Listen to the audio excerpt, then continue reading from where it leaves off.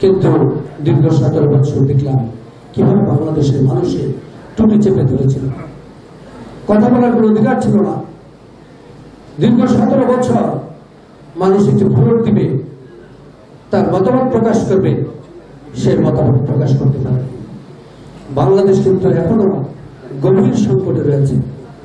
শূন্যের উপর বাংলাদেশ ভাসছে। আজকে মুরব্বী বলেছে day by day problem create হচ্ছে। একটি কারণ নির্বাচনহীনতার কারণে। আজকে যদি বাংলাদেশে নির্বাচন থাকতো তাহলে জবাবদিহিতা থাকতো।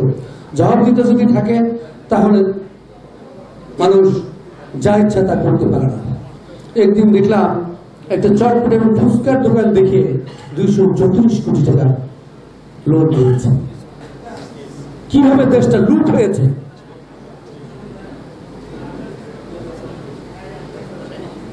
সিপিডি পরিসংখ্যানে দেখা গিয়েছে এই 17 বছরে 29 লক্ষ কোটি টাকা চুরি করে বিদেশে পাচার করা হয়েছে। আমি যদিও অর্থনীতির ছাত্র না, অর্থনীতির মতে যদি টাকা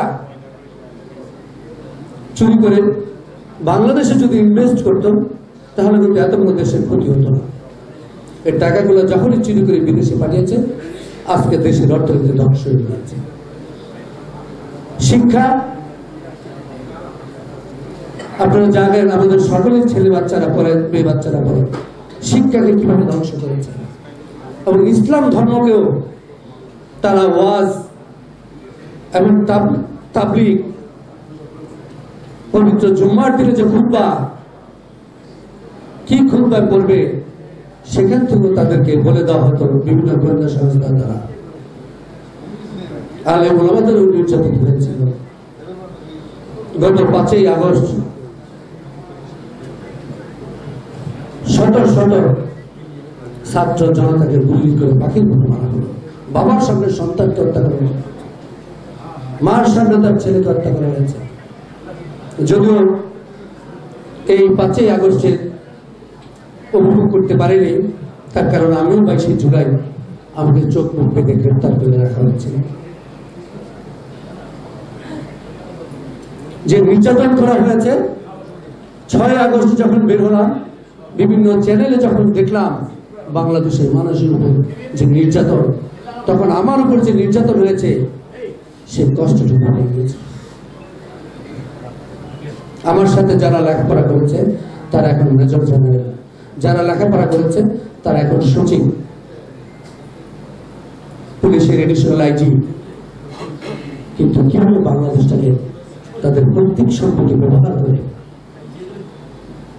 বাংলাদেশকে নির্যাতন চালিয়েছে। আমি কোন দলের থেকে না, আমি ব্যক্তিগত অনুমতির থেকে এই কথাগুলো বলছি। এটা তো কাম্য ছিল না। যারা মুক্তিযুদ্ধের চেতনার কথা বলেছিল, যারা দেশের একমাত্র দাবিদার ছিল, এই ধরনের নির্যাতন তো মানুষ আশা করে। অনেক ওই মতাদর্শের, আমার বন্ধুদের রাজেশ জানে, সেই মতাদর্শের লোকজন আমাকে সবচেয়ে সর্বোচ্চ নিরাপদ মনে করতেন। তাদের সাথে আমার সাথে চমৎকার সম্পর্ক ছিল।